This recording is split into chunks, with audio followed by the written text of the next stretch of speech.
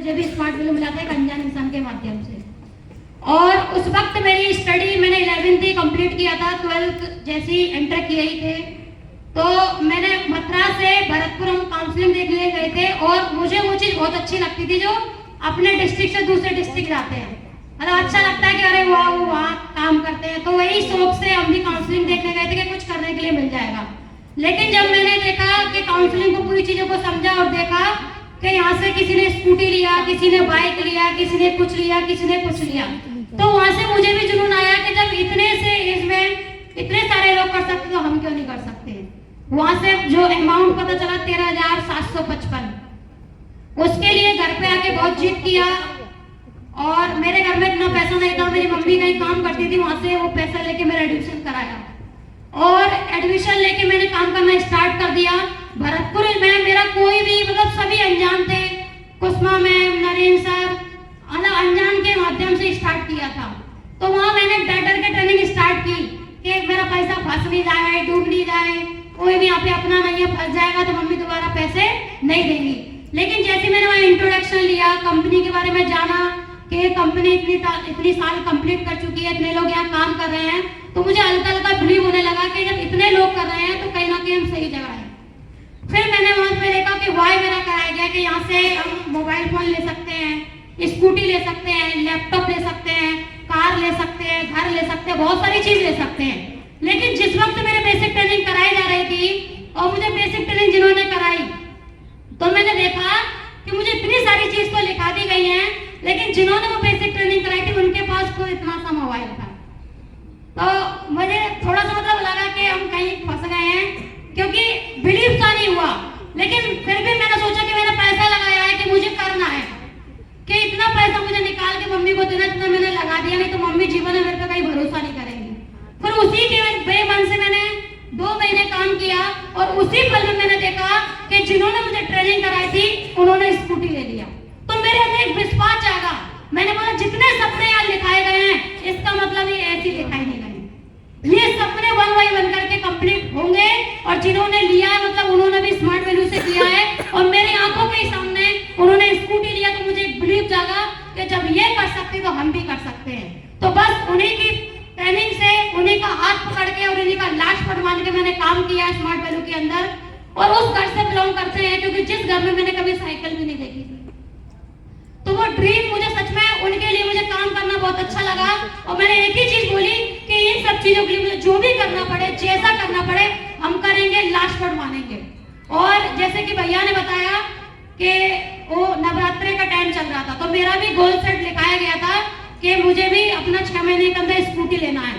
तो सीनियर ने बोला था कि कमिटमेंट करना है, दोस्तों को बताना है, तो ऐसे मैंने सब लोगों को बता दिया था कि मेरी स्कूटी आएगी, स्कूटी आएगी, स्कूटी आएगी।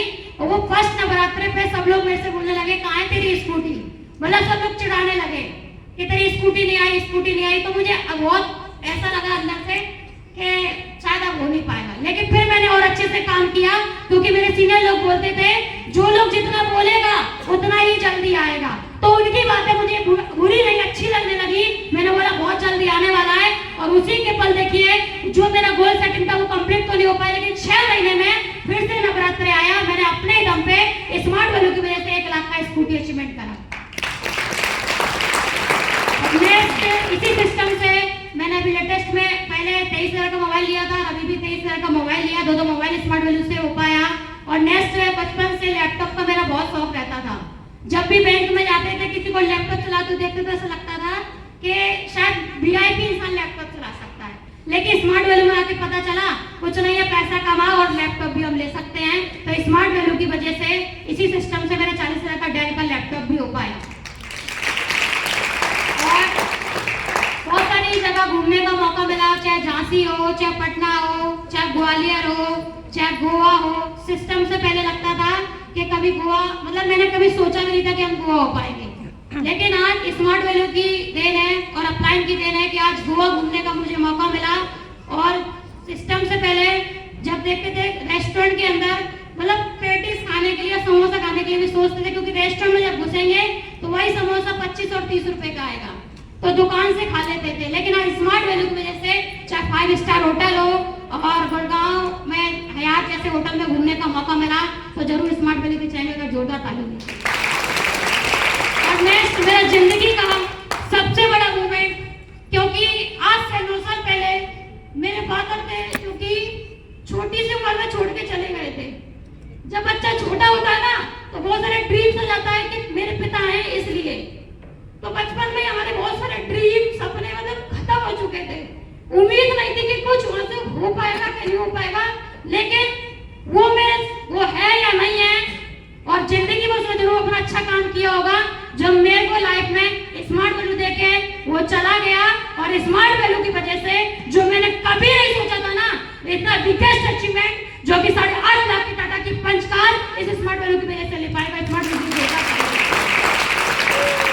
जिस वक्त वो कार में लगी तो मेरी मम्मी शोरूम पर जब पहुंची, उनके चेहरे की जो खुशी जो हम देख पा रहे थे, जब मैंने स्मार्ट वैल्यू ज्वाइन किया था तो मेरी मम्मी ने हमेशा मेरे को भरोसा बनाया कि शायद हम कुछ करेंगे, लेकिन भाई बहन सब लोग मजाक उड़ाते थे, दोस्त लोग मजाक उड़ाते थे, लेकिन मेरे अंदर एक विश्वास था, अपलाइन को लेके एक बिलीव था कि यहाँ से मेरा जरूर कुछ हो पाएगा।